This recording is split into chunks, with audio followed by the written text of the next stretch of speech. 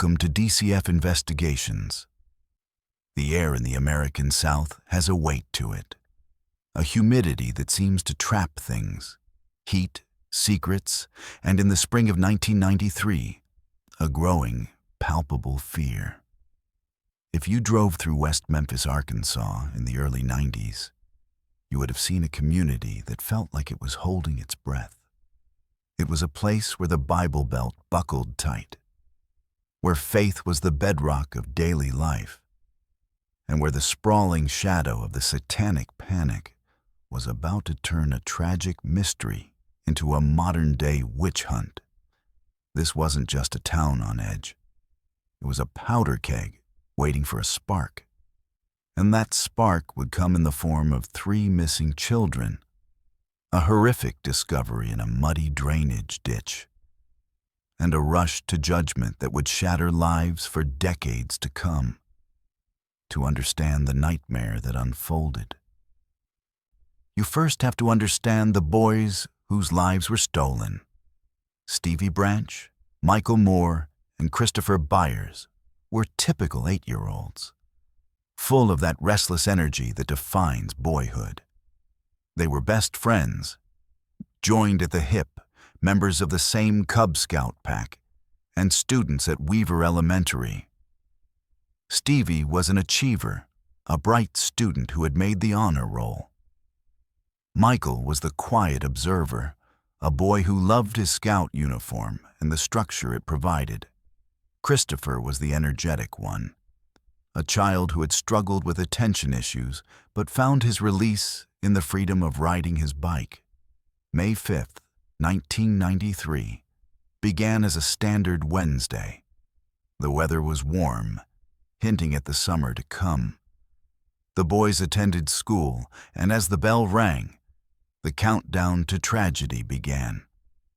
At 3:00 p.m., Michael Moore's father, Todd, picked him up from school. By 3:30 p.m., the boys had met up. This was a different time, an era before the digital leash of smartphones, where parents felt comfortable telling their kids to be home when the streetlights came on. Between 4:30 p.m. and 5:00 p.m., witnesses spotted the trio riding their bikes together. They were seen near the overpass, laughing, pedaling hard, their legs pumping as they navigated the streets of their neighborhood. The last confirmed sighting placed them near a wooded area known to locals as Robin Hood Hills. It was a patch of wilderness that bordered the interstate, a place where kids built forts and teenagers went to drink. A liminal space between the safety of the suburbs and the unknown. As the sun began to dip below the horizon, the atmosphere in 3 separate households shifted from annoyance to worry. 6 p.m. came and went, then 6:30. By 7 p.m., the streetlights were flickering on, but the driveways remained empty. The parents, Terry Hobbs, Stevie's stepfather, John Mark Byers, Christopher's stepfather, and the Moores began to make calls. They drove the streets, scanning the sidewalks for the familiar silhouette of 3 boys on bikes. By 8:00 p.m., panic had fully set in. The police were called. Initial searches were chaotic, driven by desperate parents and neighbors flashing beams of light into the dense underbrush of Robin Hood Hills. But the darkness was absolute, and the woods kept their secret that night. The sun rose on May 6th with a heavy dread hanging over West Memphis. The search resumed with official intensity. Search and rescue teams combed the area, walking shoulder to shoulder. It was early afternoon, around 1:45 p.m., when a chilling discovery was made. An officer spotted a black sneaker floating in a muddy creek that cut through the woods. What they found next is difficult to describe without recoiling. The bodies of Stevie, Michael, and Christopher were submerged in the water, pinned down by large sticks. They were naked, their clothes found nearby, some turned inside out. but it was the manner of their binding that sent a shockwave through the seasoned investigators. The boys had been hogtied with their own shoelaces, right ankle to right wrist, left ankle to left wrist. The autopsy reports would later reveal a catalog of horrors: blunt force trauma, drowning, and in the case of Christopher Byers, severe mutilation to the groin area. The brutality of the crime scene did not just suggest murder. To the local authorities, it screamed ritual. You must remember the context of 1993. The United States was in the grip of a moral panic. Talk shows and news segments were flooded with experts claiming that underground satanic cults were roving the country, kidnapping children for sacrifice. In West Memphis, a deeply religious and conservative town, this narrative didn't just take root. It flourished instantly. The police didn't look for a drifter or a family member. They looked for monsters. And they found them. Or at least, they found 3 teenagers who looked the part. Damien Echols was 18 years old, a high school dropout who wore black trench coats, listened to heavy metal music like Metallica, and read books by Stephen King and Anne Rice. In the eyes of the community, he was a walking red flag. He had a history of mental health struggles and had been hospitalized for depression. But to the rumor mill, he was a ringleader of a dark cult. His best friend was Jason Baldwin, 16 years old. Jason was quieter, a good student who liked to draw and play video games. He was guilty by association, tethered to Damien by friendship and a shared taste in music. Then there was Jessie Misskelley Jr., 17 years old. Jessie was different. He had an IQ of 72, placing him in the range of borderline intellectual functioning. He was known to be easily confused and eager to please authority figures. He was not close friends with Damien and Jason, but he knew them. The investigation zeroed in on Damien almost immediately. A juvenile probation officer, convinced that Damien was involved in the occult, pushed his name forward. But there was no physical evidence. No blood, no hair, no fibers at the crime scene linked these 3 teenagers to the murders. The police needed a bridge to connect their suspects to the bodies. They found that bridge in Jessie Misskelley. On June 3, 1993, police brought Jessie in for questioning. What happened over the next 12 hours is the subject of intense controversy and legal scrutiny. For hours, there was no tape recorder running. Jessie was alone, without a parent or lawyer, facing seasoned detectives who were convinced they had their man. When the recorder was finally turned on, Jessie delivered a confession. But it was a confession riddled with errors. He got the time of the murders wrong, stating they happened in the morning before correcting himself to the evening. He described the boys being tied with rope, not shoelaces. He claimed the victims were sexually assaulted, a detail the initial police theory supported, but which the medical examiner later ruled out. Despite these glaring inconsistencies, the police had what they needed. Jessie implicated himself, Damien, and Jason. The trials that followed in 1994 were a spectacle, a collision of justice and hysteria. Jessie Misskelley was tried first. His defense argued that his confession was coerced, the product of a mentally vulnerable teenager crumbling under pressure and trying to tell the police what they wanted to hear to go home. The jury didn't buy it. He was convicted of 1 count of first-degree murder and 2 counts of second-degree murder, sentenced to life imprisonment plus 40 years. Damien Echols and Jason Baldwin were tried together. The prosecution's case was almost entirely circumstantial. relying heavily on the character assassination of Damien Echols. They introduced his writings, his drawings, and his interest in the occult as proof of a motive. They paraded an occult expert with questionable credentials who testified that the murders bore the hallmarks of a satanic ritual. The defense fought back, pointing out the lack of physical evidence.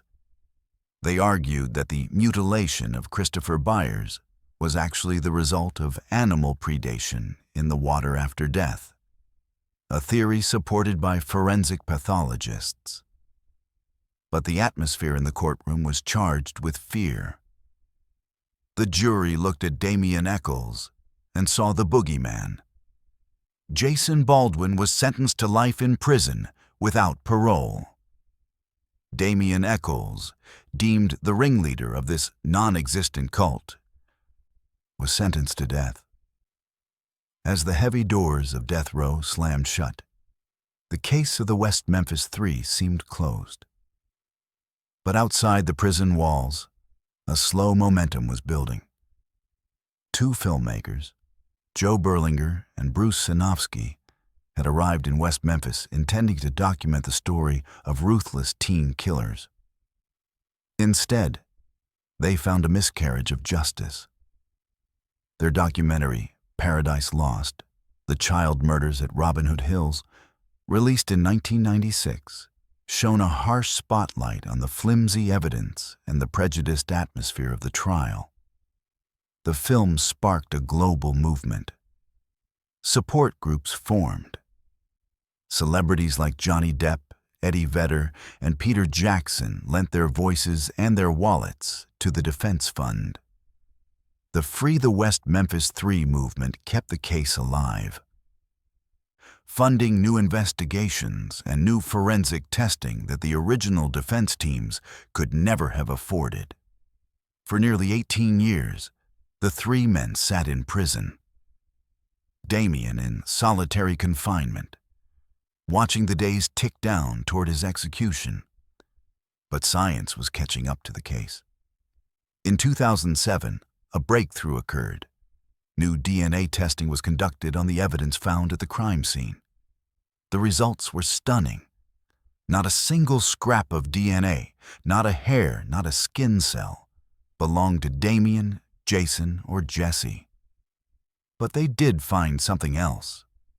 A hair found in the ligature, the shoelace used to bind one of the boys, was tested.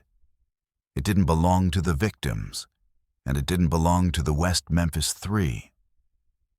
The DNA was consistent with Terry Hobbs, the stepfather of Stevie Branch. Another hair, found on a tree stump near the bodies, was consistent with a friend of Terry Hobbs.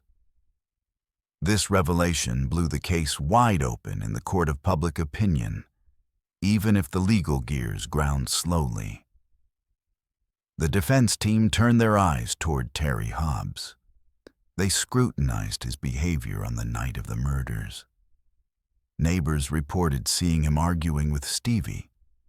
Witnesses claimed he was washing clothes and bedsheets at odd hours immediately after the disappearance.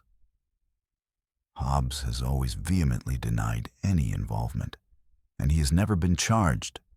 But the DNA evidence cast a long, dark shadow of doubt over the state's original theory. Suspicion also revisited John Mark Byers, Christopher's stepfather. In the Paradise Lost documentaries, Byers was a volatile figure, prone to theatrical outbursts. He had given a knife to a cameraman that appeared to have blood in the hinge, blood that matched his own type and Christopher's. Byers claimed he used it to cut deer meat. Over the years, however, Byers underwent a transformation. As the new evidence regarding Hobbs came to light, John Mark Byers became one of the West Memphis Three's loudest supporters, convinced that the real killer of his son was still out there. By 2011, the pressure on the Arkansas judicial system was immense. The Arkansas Supreme Court ordered a new evidentiary hearing. The state prosecutors were facing a dilemma. If they went to a retrial, the new DNA evidence and the lack of a credible confession would likely result in an acquittal. But they refused to admit they had been wrong for 2 decades. The result was a legal maneuver as rare as it is controversial. The Alford Plea. On August 19, 2011, Damien Echols, Jason Baldwin, and Jessie Misskelley walked into a courtroom, their chains removed. Under the Alford Plea, they were allowed to maintain their innocence while acknowledging that the state had enough evidence to convict them. It is a paradoxical legal twilight zone, a guilty plea that is also a declaration of innocence. In exchange, they were sentenced to time served. After 18 years and 78 days, they walked out of the courthouse as free men. But they were not exonerated. In the eyes of the law, they were still convicted murderers. The story does not end with their release. For the past decade, Damien Echols has fought tirelessly to clear his name completely. He doesn't just want freedom, he wants exoneration. He wants the real killer identified. This brings us to the present day and the most recent, gripping developments in this saga. The fight has moved to the evidence room.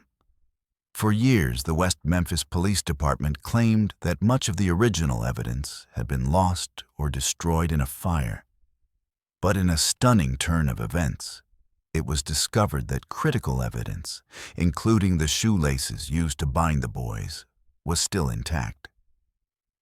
Damien's legal team has been fighting to use a new, cutting-edge DNA technology called the M-Vac system. Unlike traditional swabbing, which picks up surface material, the M-Vac is a wet vacuum that can pull genetic material from deep within the crevices of fabric.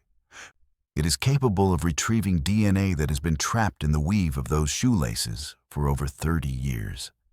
DNA from the person who tied the knots. In 2024 and moving into 2025, the legal battles have been fierce. The state of Arkansas has fought to block this testing, arguing procedural technicalities. But the Arkansas Supreme Court recently ruled in favor of allowing the testing to proceed. The M-Vac system offers the very real possibility of identifying the killer once and for all.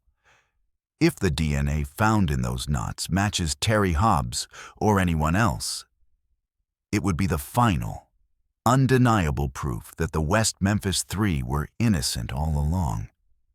Today, the case remains technically closed, but realistically wide open. The West Memphis Three are free, living their lives, bearing the scars of half a lifetime in prison. Damien Echols is a published author and artist living in New York, but his spirit is still tethered to that courtroom in Arkansas, waiting for the gavel to bang down on the truth. The tragedy of the West Memphis Three is a multi-layered horror. It is the story of 3 innocent boys, Stevie, Michael, and Christopher, whose lives were extinguished in a moment of brutal violence. It is the story of 3 innocent teenagers, Damien, Jason, and Jessie, whose lives were stolen by a system driven by panic rather than proof. And it is the story of a killer who has walked free for more than 30 years, hiding in plain sight while the town blamed the monsters they created in their minds. As we wait for the results of the new M-Vac testing, we are left with the haunting realization that justice delayed is justice denied. But the truth, no matter how deeply buried, has a way of rising to the surface. This is DCF Investigations. Who do you think tied the knots that day in Robin Hood Hills? Was it a ritual, a stepfather's rage, or a suspect the police never even looked at? Let us know your theory in the comments below. Stay observant